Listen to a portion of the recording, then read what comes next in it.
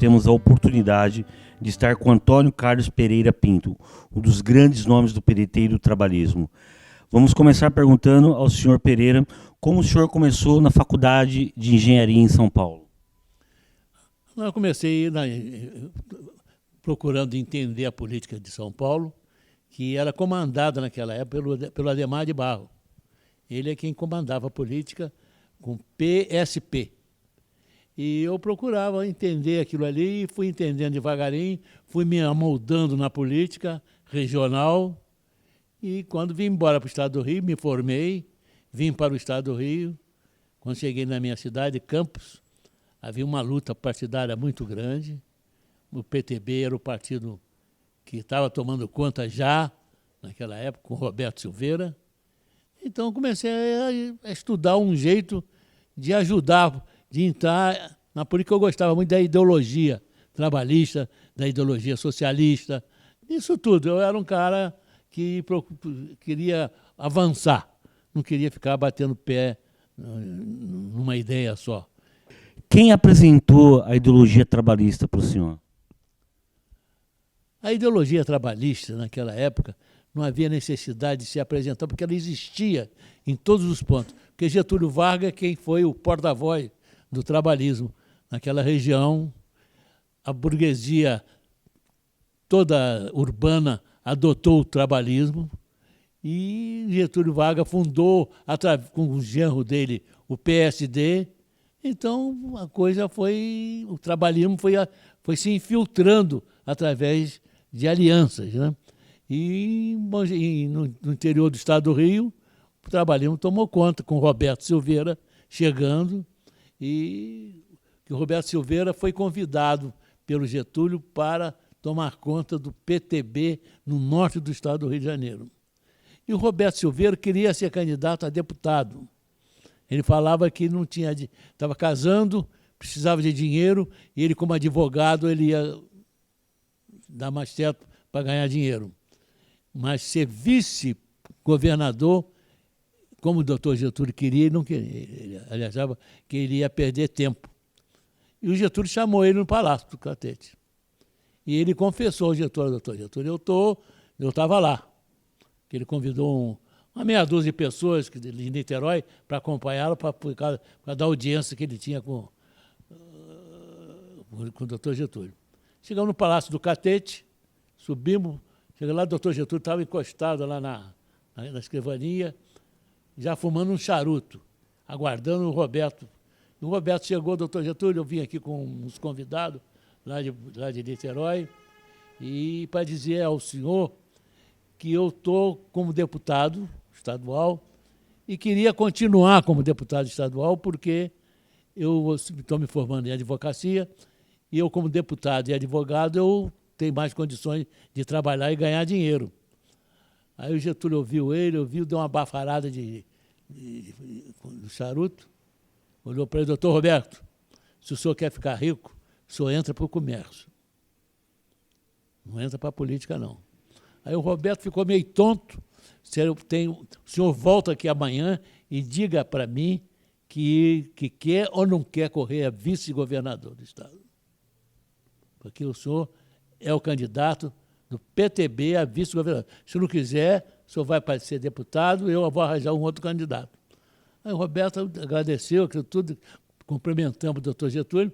O Roberto saiu apavorado: meu Deus, e agora? Como é que eu vou fazer? Eu tenho que voltar logo para dar a resposta que eu quero ser candidato a governador. E acabou o Roberto se elegendo governador do estado pelo PTB, tomou conta do PTB, e o PTB no estado do Rio transformou-se num grande partido, graças ao Roberto, né? Que era um homem idealista. Foi depois disso aí, do Roberto, é que o Brizola chegou. O Brizola era governador do estado do Rio quando o Roberto morreu. Nessa questão do Roberto da Silveira, ele foi o grande nome do PTB no estado do Rio de Janeiro, contemporâneo a Getúlio Vargas. Quais as principais obras do governo do Roberto Silveira? As principais obras do governo Roberto Silveira foram a hidroelétrica em Calheiros, lá em Bom Jesus de Itabapoana, foi a estrada para a região da praia em Niterói, foi a melhoria da cidade de Niterói e também a obra grande dele foi a termoelétrica de Campos. Roberto gostava, ele mexia muito no negócio de eletricidade, de energia. Ele achava que queria resolver, ideologicamente, queria resolver o problema do povo com energia elétrica, que é o principal. Se você não tiver energia elétrica, você não tem trabalho. Então, as indústrias só vêm com energia elétrica. Então, o Roberto ia colocando energia elétrica lá naquela região no norte do estado, que não tinha nada. Quer dizer, com a hidroelétrica de Calheiros, ele ia partir para a hidroelétrica de Rosal de Santana, que era a maior de todas. Então, o Roberto foi um homem que fez muita obra. O Roberto era um cara muito importante da política fluminense, porque ele era idealista, né? O Roberto era um homem que levava o ideal dele na frente. E como é que era a relação, agora, Roberto Silveira, governador, com o presidente Getúlio Vargas? Agora, o que tem? Como é que era a relação do governador Roberto da Silveira com o presidente Getúlio Vargas? Roberto recebeu o Getúlio Vargas no Bom Jesus. Ele dizia no comício dele que Getúlio Vargas seria o látrego que ia dar na face dos traidores. Roberto achava que Getúlio foi traído, então queria levantar o nome de Getúlio na praça e mostrar ao povo brasileiro que Getúlio era o grande libertador da economia brasileira. Onde o senhor estava no dia do suicídio do Getúlio Vargas? Como que o senhor viu o suicídio de Getúlio Vargas? Eu estava na rua em Bom Jesus, eram 7h15, 7h20, quando o repórter Esso, naquela época era repórter Esso. Deu o repórter Esso no rádio, eu parei para ver, todo mundo parava para ver que estava uma época meio tumultuada. Aí o repórter Esso acabou de suicidar-se no Palácio do Catete, o senhor Getúlio Vargas, aí o repórter Esso bateu, daqui a pouco o repórter bateu outra vez, deixou uma carta, deixou um bilhete. Aí o povo foi se inteirando do suicídio do Getúlio. E o sentimento do senhor? Bom, aí eu comecei a defender a ideia do Getúlio, que era a Petrobras, era o petróleo é nosso, era o nacionalismo, né?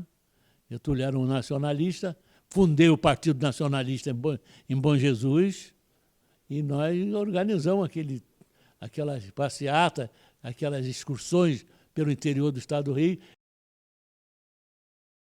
Senhor Pereira, qual que era o ambiente às vésperas do golpe de 1964? Às vésperas do golpe de 64, o ambiente era muito tumultuado e muito incompreensível. Por exemplo, os militares foram a Niterói e nos convidou a bancada do PTB para um almoço. Aí nós chegamos, os militares estão nos convidando, aí era o Michel Saad, era o Kiefer Neto, era eu, era o Milton Guerra, eram só os deputados do PTB. Aí nós fomos ao almoço. Os militares chegaram para nós vimos aqui, convidamos os senhores para o almoço para dizer que há necessidade de vocês não radicalizarem, que o ambiente nos quartéis está muito pesado. E se vocês radicalizarem, as coisas não vão ser difíceis para nós segurarmos. Os militares não estavam querendo dar o golpe, não. Quer dizer, uma ala de militares, né? Essa ala, por exemplo, não queria dar o golpe. Então nós precisamos que vocês silenciem mais um pouco, porque está muito pesada. O ambiente está muito pesado, os quartéis. E nós talvez não possamos segurar mais. Aí nós ficamos olhando, saímos de lá e vai dar um golpe aí. E nós vamos fazer aqui, vamos silenciar, vamos tocando para frente. Aí não deu outro. Daqui a pouco, em 1964, em Niterói, de manhã cedo, às 5h30 da manhã, o Dr. Carlos Antônio da Silva, secretário de Saúde, me telefonou. Ele falou: Pereira, dá um pulo lá no Palácio, aí o pessoal, os seus colegas, para ir lá no Palácio do Ingá, dá uma solidariedade a Badigé, porque vai haver um golpe. Um golpe, cara. As tropas já saíram de Minas Gerais, meu irmão é major, e já me contou Eles estão vindo aí, vão dar o golpe, vão ocupar isso aqui. Vai lá e dá solidariedade ao Bagé, que ele está sozinho no palácio. E nesse período, doutor Pereira, era um período de muita radicalização no Brasil. E uma das grandes questões que a gente discutia no Brasil era a questão da reforma agrária. Qual a análise que o senhor faz de Francisco Julião nesse período? Francisco Julião, a minha análise é que ele mesmo dava. Quando eu morrer, vocês escrevam na laje. Aqui em Jaz, Francisco Julião, um agitador social. Agora, no dia do golpe, teve um amigo do senhor que foi preso, Afonsinho. Primeiro, como é que o senhor conheceu o Afonsinho? Afonsinho conheceu o Afonsinho na Assembleia Legislativa. Depois a mãe dele foi muito amiga do meu pai. Eu fui na casa da mãe dele com ele. Aí nós começamos a andar juntos, todos nos tornamos amigos. E Afonsinho acabou sendo um grande amigo meu. Afonsinho era um exemplo da política brasileira. Era o melhor de todos, Afonsinho. Quais as principais características que o senhor destacaria no Afonsinho? A seriedade dele, a ideia revolucionária dele, que ele disse, quando ele foi preso, ele falou, olha, se perguntarem a você, Pereira, se eu sou comunista, você diga que eu sou um leninista marxista. Eu não entendi bem, é meu, Afonso, você diga, ele não era com ele, era um leninista marxista. Ele, tá bom, pode deixar aqui. E Afonso acabou sendo preso, ele foi para a Fortaleza de Laje. Pouca gente sabe disso. Afonso foi preso nas Fortalezas de Laje, um lugar miserável. Né? Tinha aquelas gays, tinha água, tinha tudo aí. Bom, e o general Paulo Torres prometeu que ninguém ia ser preso mais no estado do Rio, ele ia soltar todo mundo. Aí eu procurei, eu era deputado, governador, o senhor prometeu que vai soltar todo mundo, aqui vai soltar todo mundo, vai ninguém mais ser preso. Eu falava assim, aos estacões. Eu disse, mas o Afonso está preso na Fortaleza de Laje. Lá não é estado do Rio, lá é a União. Ele me deu essa resposta. E fala com ele quando ele chegar em Niterói, para ele me procurar. Eu disse, tá bom. Aí eu fiquei aguentando, o Paulo Torres está até com uma índole boa aí, que é. Ele era realmente, o Paulo Torres era democrata. Ele mandou abrir o Caio Martins, tirou os presos todos de lá. Ele era um camarada que tinha bom papo com a bancada nossa na Assembleia. O Paulo Torres foi um bom sujeito, sabe? Agora, nessa prisão do Afonsinho, houve uma brutalidade enorme da polícia, dos militares invadirem a Assembleia Legislativa. Isso aí é o episódio da Assembleia Legislativa. Nós estávamos na Assembleia Legislativa e soubemos que a Assembleia ia prender o Afonsinho. Nós procuramos o presidente da Assembleia e combinamos, Campanário, você vai ser o porta-voz lá, fala para ele lá. Aí o Campanário, o Cordolino Ambrosio, é o presidente. Cordolino, nós não podemos admitir que o Exército entre aqui na Assembleia e prenda um companheiro nosso. Aí vai ser desmoralização da Assembleia. Vê se você consegue, com o Exército, eles não entrarem aqui. Aí ficou na sala, aí eu falei, vocês esperem aí que eu vou telefonar para o general, era lá de Niterói, do general, puxa vida. Telefonou para o general. Olha, o negócio é o seguinte, o pessoal aqui está pedindo para que não entre na Assembleia, que o senhor mande os seus soldados, tudo na porta, a gente leva o Afonso na porta. Então ficou combinado. Então não vai entrar. Eles não entraram. O secretário era o Homem de Carvalho. Aí nós fomos, estamos dentro da Assembleia, todo mundo, e entra o Homem de Carvalho, bota a mão no ombro do Afonsinho e fala para ele, o senhor, em nome da Revolução, o senhor está preso. Aí o Afonsinho, eu posso fazer o meu protesto? Ele falou, isso é um absurdo que os senhores estão fazendo. O Afonsinho fez um discurso ali naquele momento. Ele fez um discurso. É um absurdo isso que os senhores estão fazendo. Isso é um ato fascista, entrar aqui na Assembleia e botar a mão no meu dia que é uma revolução, eu protesto contra isso ou contra isso. Aí o homem fala, o senhor pode protestar, mas o senhor está preso. Eu vou levar o senhor agora lá para fora. Levar o senhor. E o presidente da Assembleia, os deputados diante dessa arbitrariedade? Não. Todo mundo pode. Nós todos podemos. Ninguém chegou e gritou lá. Apenas levamos o Afonso na porta, ele entrou no carro, os 2 soldados com a metralhadora, e foi para a Fortaleza de Laje. Ele não foi ali para perto, para nenhuma cadeia de perto, ele foi ficar lá dentro da Fortaleza de Laje. Ficou lá uns 3 meses, ou 2 meses, não me lembro dele. Até o Paulo Torres conseguir a soltura dele. O Afonsinho ficou 3 meses preso. Preso. Foi torturado nesse período? Não, Afonso foi torturado quando ele foi para pegaram ele em São Paulo, ele viveu na clandestinidade. Mas aí a gente já está falando de 71, Quer na dizer, segunda prisão do Afonsinho, não é? Eu estou falando nessa primeira prisão do o primeiro Afonsinho. Afonso foi na Fortaleza de Laje. Ele não sofreu tortura nessa primeira prisão? Não. Saiu de lá e veio falar com a gente, nós conversamos, não havia problema. Aí ele recebeu ordem do Partido Comunista para entrar na clandestinidade, ele ia acabar sendo preso aí na rua. E ele foi para São Paulo, ficou pintando quadro lá em São Paulo, na rua. E foi preso, não sei em que local lá de São Paulo, fazendo quadro. A polícia pegou ele e levou ele para um lugar chamado Campo 31 de Março, que era o local onde colocavam os presos e torturavam. O Afonsinho foi o único sobrevivente da Casa da Morte do Fleury, onde ele sofreu as maiores barbaridades sobre tortura. O que o senhor lembra desse período que o Afonsinho estava preso em São Paulo, né? Passando pela tortura? O Afonso me contou o seguinte, quando acabou tudo, vamos dizer assim, acabou tudo, quando não havia mais a violência, ele falou, nesse campo, nessa prisão, sabe o que é? Ele foi solto lá, que a mãe dele recebeu um aviso do Partido Comunista que ele estava sendo torturado no interior de São Paulo, num lugar chamado Campo 31 de Março. E ela tinha que dar um jeito de tirar ele de lá porque ele estava morrendo. Ele botava ele dentro da piscina, amarrado a uma corda, ele saía nadando até lá, eles puxavam a corda, fala o nome do outro companheiro seu aqui de São Paulo. Aí ele cansado, aqui depois de tanto tempo ele falou, gente, eu não aguento mais, eu vou morrer já. E eles jogaram ele dentro da piscina e puxavam com a corda.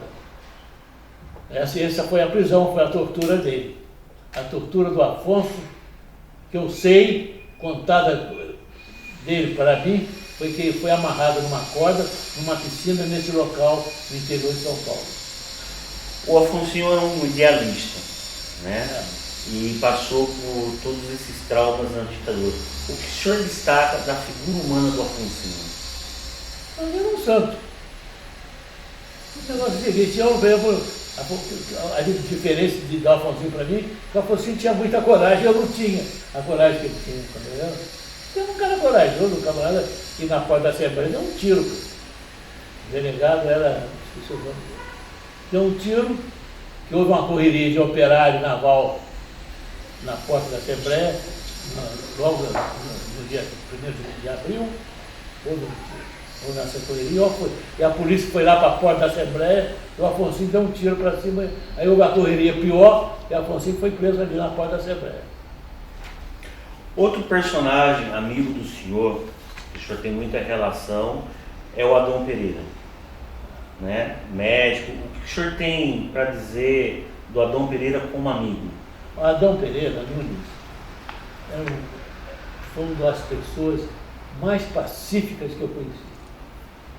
Adão era um homem que não fazia mal a ninguém. Era um médico que atendia aqui na Praça de General Osório. Ele tinha feito um consultório para atender de graça as pessoas que precisavam. Ele era um comunista, e não falava para todo mundo que era comunista, aí era um outro santo. Afonsinho, daqui a pouco vai falar, todos eles eram santos, mas o Adão era um santo, Afonsinho era um santo, pessoas muito boas, incapazes de falar mal de alguém, né? Era um revolucionário, né? Aí é outra coisa. A coragem dele era jogada na revolução. Eles queriam. O que o Adão queria? Adão queria que isso aqui se tornasse uma China.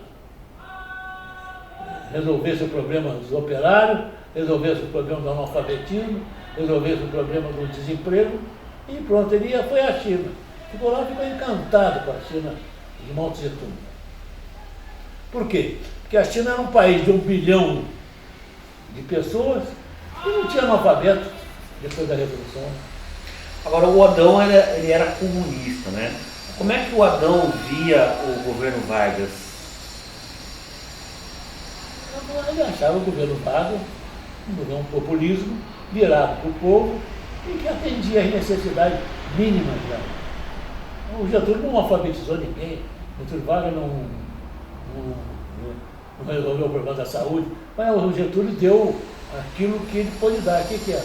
Uma carteira de trabalho assinado, horário de trabalho, tudo direitinho. Quer dizer, o operário passou a ter segurança com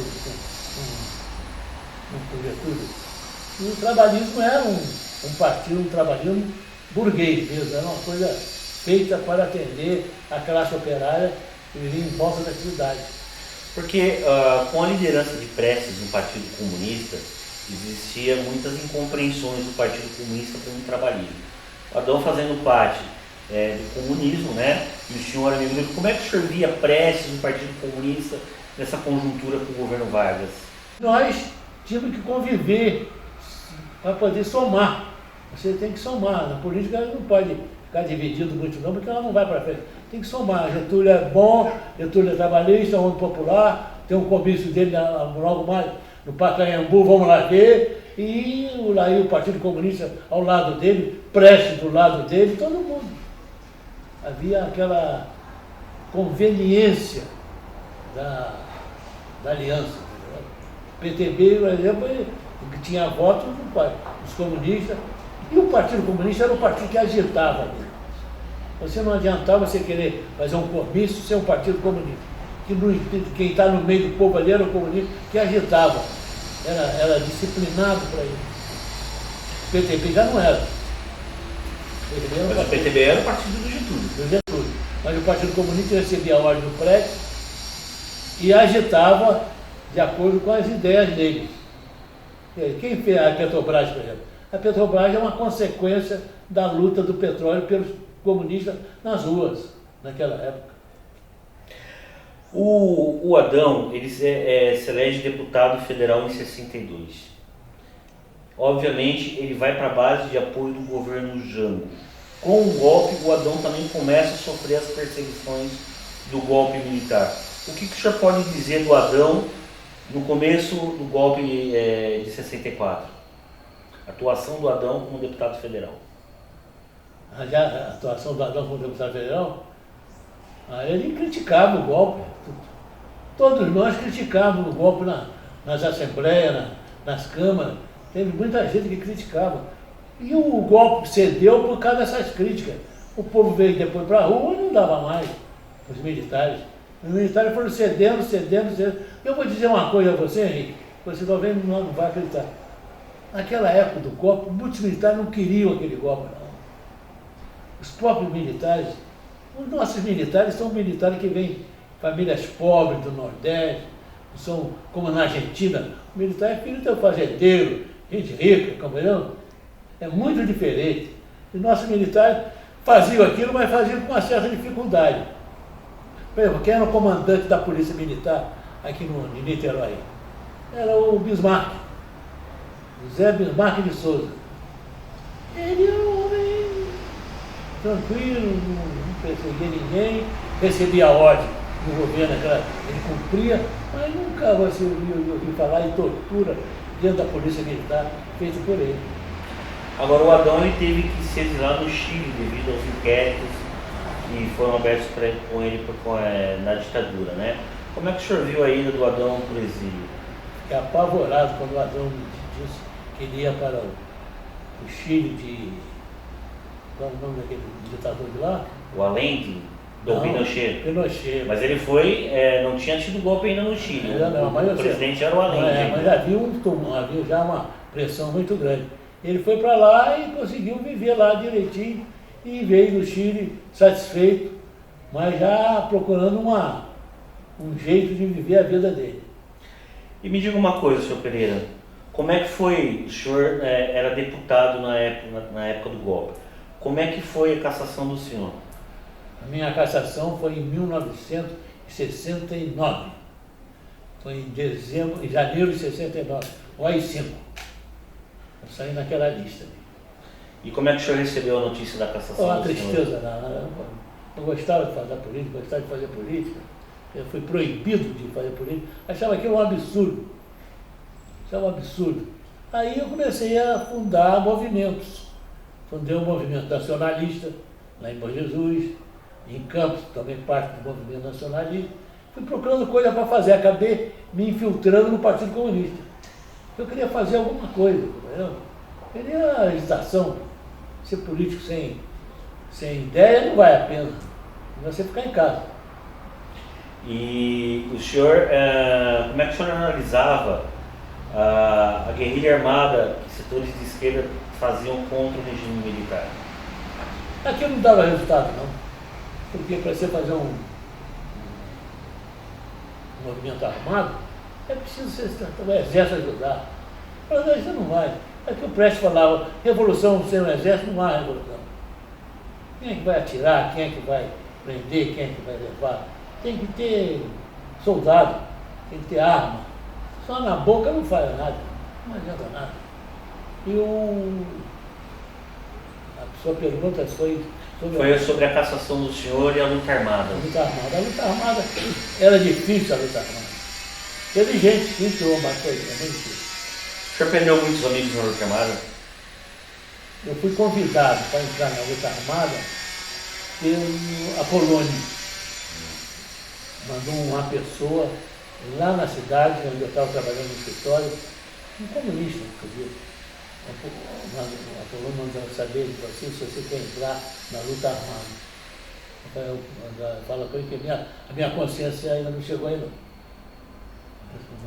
O cara que levou o recado, nem sei quem era o cara. Naquela época a gente encontrava, não marcava, não, para não poder na hora que você for preso, torturado, eles encontravam o Henrique, mora em tal lugar. Né?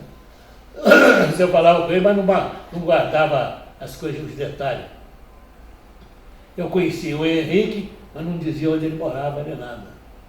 A tortura podia me pegar e me obrigar a dizer. Aí eu te dedurava. Porque hoje o dedo duro está em moda. Como é o nome disso aí? A delação premiada. Delação premiada. Você lançar para dentro, né? E o senhor respondeu algum processo no regime militar, senhor Pereira? Respondi um processo na Ilha das Cobras, tem isso aí? Respondi um processo pela Ilha das Cobras, onde eu fui lá fazer comício. O senhor foi depor várias vezes, hein? O senhor foi depor lá. Fui deporado, o comandante era o comandante que ele era o comandante de lá, da Ilha das Cobras. Ele fazia. Mas eu tinha o nome dele. Me trataram bem. Trataram bem? Bem, tudo ótimo. Pegaram, queria fumar, deixaram fumar. Mas eu percebi que os caras eram um cara feio. O senhor ficou com medo de ser preso, senhor Pereira? Fiquei. Fiquei com medo de ser preso. Naquela época você não sabia o que ia acontecer, né? Porque tinha gente de tudo quanto é tipo do lado militar. Tinha militares bons, militares ruins, militares. Então, quando esse cara me pega, ela vai lá me dá uma porrada lá e eu perco a cabeça através da vida, isso tudo podia acontecer com você, como aconteceu com alguns, né? E o senhor tomou alguma medida preventiva para não ser preso? Senhor... Não, nunca. Eu fiquei na minha. Ficou na do senhor? Eu morava aqui nessa rua aqui. Mas ficava quieto ali. Aí o Afonsinho mesmo veio me visitar aqui em casa. Clandestino? Na clandestina. Quando abri a porta, ela falou, Afonsinho. Ele veio me pedir um dinheiro para poder viajar. Queria viajar, estava precisando de um dinheirinho.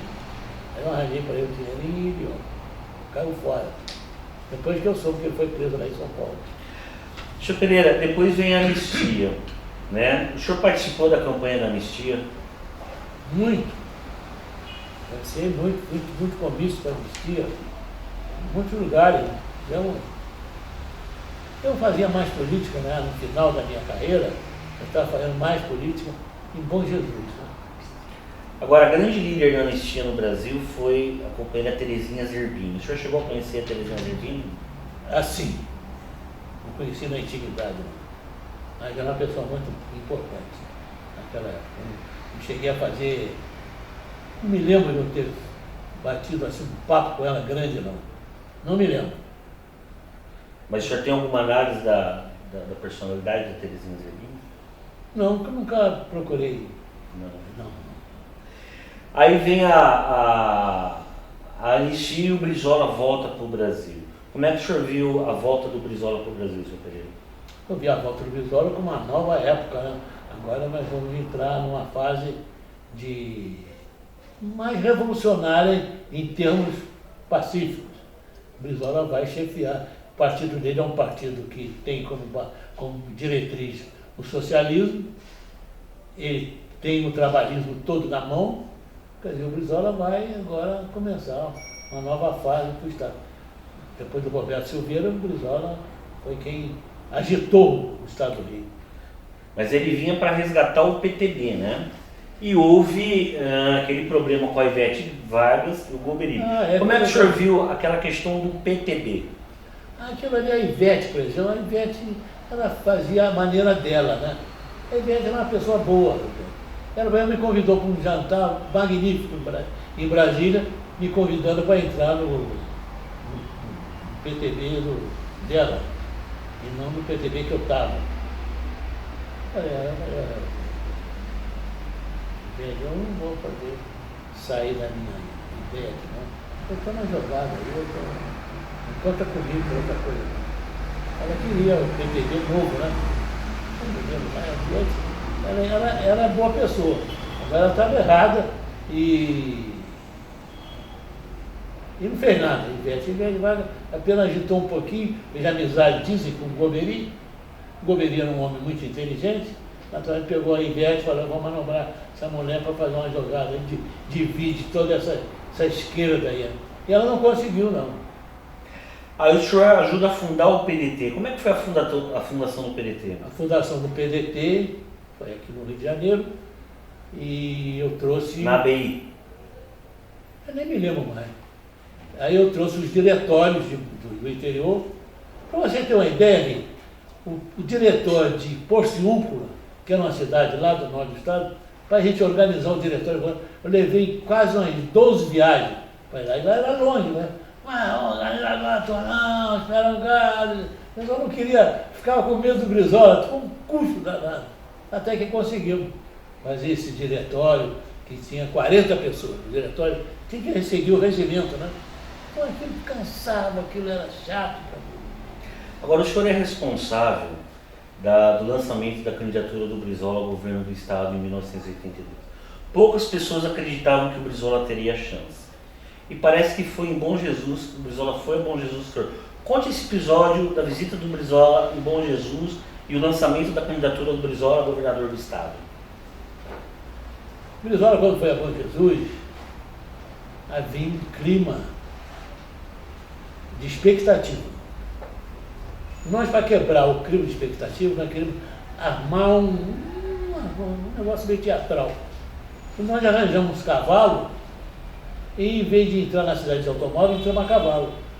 Aquilo valeu. A cidade se agitou, foi todo mundo aí para ver. O Brizola aproveitou, fez um comício magnífico, se lançando a governador do estado. Aos pés da estátua do Roberto da Silveira. E o senhor acreditava que o Brizola poderia ganhar o governo do estado? Tranquilamente. O que levava o senhor a acreditar, sendo que o estado inteiro dizia que o Brizola não ganharia isso? Porque a expectativa era muito pesada e havia uma vontade muito grande de todo mundo conhecer o Brizola. Por exemplo, que ninguém melhor do que eu para te dizer isso, que eu andei no interior do estado. O senhor montou o partido em vários municípios, né? Quem montou no interior foram Bocaiúva, Sibílio Viana, eu, quem mais? Adalberto, e agora os outros não me lembro mais. Era uma turminha que ficava por detrás, só levando a coisa. Né? Aí quando nós percebemos, o partido estava feito. Nós fizemos um partido em Campos, Adão ajudou muito lá em Campo. Sem o Adão, nós não faríamos um partido lá em Campo, não. O Adão fez força, fez discurso lá em Campo, Adão não saía de Campo, aí nós largamos o PDT lá, prontinho. Agora, nessa retomada da democracia, das eleições do Brizola, volta o Adão e volta o Afonsinho, não é? Inclusive o Afonsinho foi candidato? Afonsinho foi candidato a deputado, né? Você ficava no partido quieto ali. Afonsinho era uma pessoa que ele se reservava. Ele não queria ser vedete, não. Ele ficava quieto ali, que chega na hora dele falar, ele falava. Ele tinha que falar. O partido era um partido interessante, porque tinha muita gente assim, diferente um do outro, sabe? Tinha um Adão, tinha um Afonsinho, tinha o Juruna, tinha aquele Abdias. Agora, o Brizola ganha as eleições de 82, mas tem um problema da Proconsult. Qual a análise do senhor sobre a Proconsult? A Proconsult foi a última maneira de não deixar o Brizola entrar na política brasileira. Se o Brizola entra aqui, o capital americano, o capital internacional, sabe quem não sairia mais? O Brizola já vinha lutando contra eles desde a época do Rio Grande do Sul, né? O Brizola era um nacionalista, né? E os Estados Unidos tinham no Brizola um inimigo por causa do embaixador dele lá em Porto Alegre. Esse era Mr. Sargent. O Brizola estava no palácio, aí o secretário dele falou para ele, ó, tem um americano aí chamado Mr. Sargent, quer falar com você. Manda entrar. Aí esse Mr. Sargent entrou, aí ele falou, Brizola, vou resumir, né? Mas eu vim aqui para dizer ao senhor que nós lá, nos Estados Unidos, vivemos muita ação da ITT, que é a empresa energética. Que o Brizola desapropriou. Que o Brizola desapropriou. E eles lá não estão satisfeitos com o senhor. Nós estamos muito preocupados. E vim aqui pedir ao senhor para o senhor dar uma... Eu tirou ele da sala. O senhor faz favor de retirar, porque esse assunto aqui, o senhor não pode ventilar comigo, não, porque não vai dar certo. Eu peço ao senhor para o senhor se retirar. Mandou ele embora. Falou Michel Sargent. O Brizola era assim, né? Agora o senhor foi secretário de Agricultura no primeiro governo do Brizola, né? Como foi o trabalho do senhor junto com o Brizola na Secretaria de Agricultura? Foi muito bom.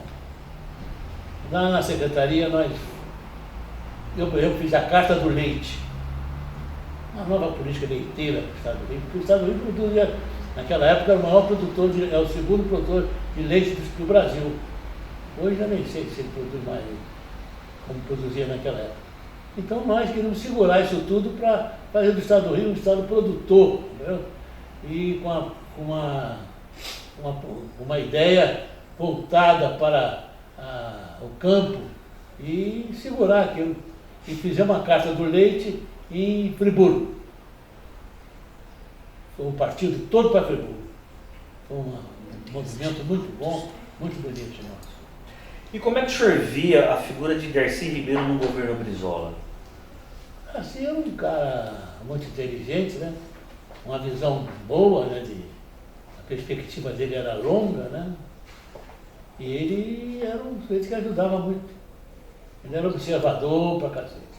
E o CIEPS, como é que o senhor analisa o O CIEPS? CIEPS é uma maravilha, o CIEPS seria o futuro do Brasil, que é uma escola que ela é integral, ela dá oportunidade ao aluno a praticar esporte, a estudar. Tem CIEP que tinha piscina. Os últimos CIEP já estavam com piscina. Eu Darcy Ribeiro gastava dinheiro em educação, com ele não tinha como. Agora, a elite carioca e setores da esquerda no Rio sempre criticaram o CIEP. E o que o senhor acha dessa crítica por parte da esquerda e por parte da elite carioca contra o CIEPS? É porque a esquerda nunca lidou com a educação. A esquerda do Brizola lidava com isso, fazia mal a eles. E a esquerda nunca se meteu em educação, não. Me defina Leonel Brizola, Pereira. Puxou, o que foi Leonel Brizola? Leonel Brizola foi um patriota, foi um herói nacional. Brizola foi um homem que lidou com os problemas brasileiros querendo solucionar. Ela não falava que o problema brasileiro era educação. Então eu vou fazer, fez 500 CIEPs no estado do Rio de Janeiro. 500. É muito CIEPs. Cada CIEP ia, não sei, 1.000 alunos, sei lá. Então ele fazia assim, o Brasil precisa de saúde. Então ele procurava resolver o problema dos médicos, resolver o problema da saúde pública, essa coisa toda. Quer dizer, ele atacava o inimigo mesmo. Então Brizola foi um herói nacional e que não foi aproveitado para ser presidente da República. E como é que o senhor definiria João Goulart? João Goulart foi um presidente que, como se diz, ele queria as reformas e assumiu as reformas. Por que assumiu a reforma? Reforma agrária, reforma bancária, reforma tributária. O Brasil precisava lembrar, e ele tinha muita gente no governo, gente grande, que olhava longe. Então, essas reformas veio dessa gente. Esse Inácio Rangel, está aí o livro dele. Inácio Rangel era um comunista, mas era um homem que conhecia inflação. O único livro de inflação que tem é do Inácio Rangel. Inácio Rangel falava isso, que a hora é de você investir na água, esgoto, essa coisa toda. Como é que o senhor define o Afonsinho? Afonsinho é um amigo meu, um cara formidável. Uma pena, fosse feito novo. E o Adão? Adão também. Muito bom. Os dois são ótimos. Afonsinho e o Adão eram exemplos revolucionários da melhor qualidade. Agora eu quero que o senhor me defina Antônio Carlos Pereira Pinto. Estou na briga aí, satisfeito de estar recebendo vocês aqui em casa. Estou pronto para... Se por acaso eu fosse fazer política, ia fazer tudo que eu fiz. Não se arrepende de nada? Não, ao contrário, ia fazer mais, para não perder o pulo. Mas o tempo passa, né? A gente fica cansado, qualquer luzinha faz mal à vista da gente, já não é mais aquela época. Valeu a luta. Pois é, gente, valeu muito. E eu gostei muito de ver vocês aqui. Para mim foi uma satisfação. A Maria José é uma danada mesmo, ela é lutadora, é guerreira, gosta dessas coisas. E eu estou satisfeito de ter atendido a ela, para receber vocês aqui em casa. Muito obrigado. Ó, foi um prazer.